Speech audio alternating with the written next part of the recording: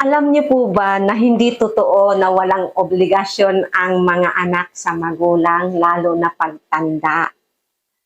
At alam niyo rin po ba na kung gugustuhin ni Mrs. Yulo o ni Angelica ay pwede niyang kasuhan si Kaloy sa pagpapabaya at pagtalikod sa kanya at ang buong pamilya niya.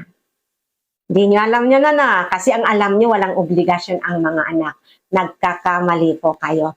Meron, meron, at meron. Ito po yun, According sa Family Code of the Philippines, Executive Order number 209, search nyo po, Google nyo, dali na! Para hindi kayo nagsasabing hindi totoo. Kayo po mismo, i-search nyo po ito, ha?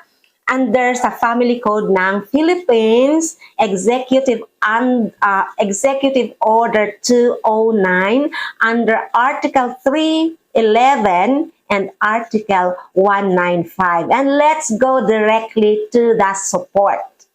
Okay po? According dyan, basahin nyo po ha, i-search nyo. Sa pagdating sa suporta po ng anak sa mga magulang po, that even after reaching adulthood, children are obliged to provide support to their parents in cases of need. O ayan, obligado daw ang mga anak na suportahan ang mga magulang even after reaching adulthood. O diba? Obligado ang mga anak na nasa right age na to support their parents in cases of need.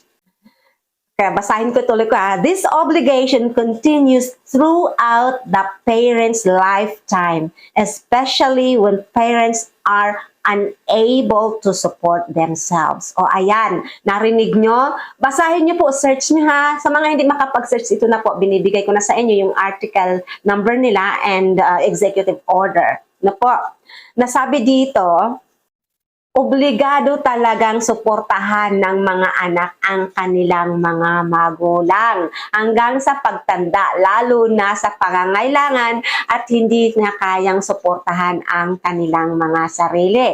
Lalo na sa mga mahihirap, di po ba? Okay lang yung mayayaman, meron sila di ba? Hindi na nila kailangang intindihan. Paano yung mga magulang na pagkatapos ubusin yung lakas, oras, panahon, oportunidad para sa mga anak, para pag-aralin? Tama ba na iwanan nyo na lang at pabayaan sa oras na hindi na niya kaya at wala siyang naitabi at naipasuguro sa sarili kasi mas inuna kayong pag-aralin at buhayin? Hindi totoong walang obligasyon ang mga anak sa mga magulang. Kaya baguhin nyo na po ang mindset nyo. Baguhin nyo na po yan. Mali, mali, mali kayo. Diba? Sabi ka dito, this obligation continues throughout the parent's lifetime hanggat nabubuhay daw ang ating mga magulang ay obligado tayong suportahan at tulungan sila. These responsibilities emphasize the strong cultural value placed on familial respect and care for elders in the Philippines, in the Philippine culture. So, ayan, malinaw po sa inyo ha.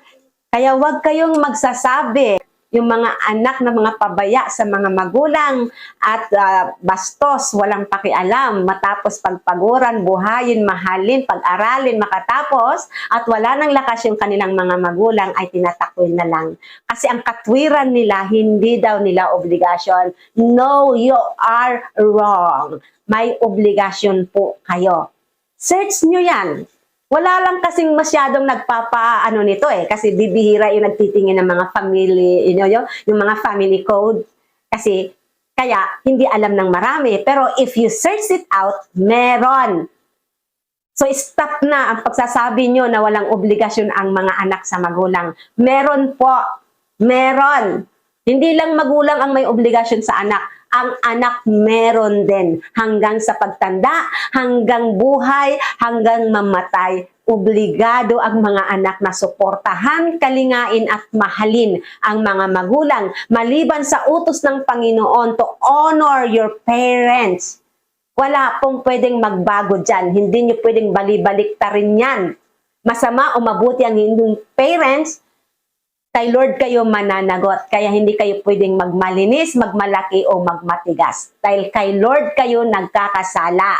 Hindi nyo man iniisip na nagkakasala kayo sa inyong mga magulang, pero kay Lord nagkakasala kayo kasi utos niya yon. Huwag niyong baliktarin ang utos niya. Hindi mag-uutos si Lord ng hindi nararapat.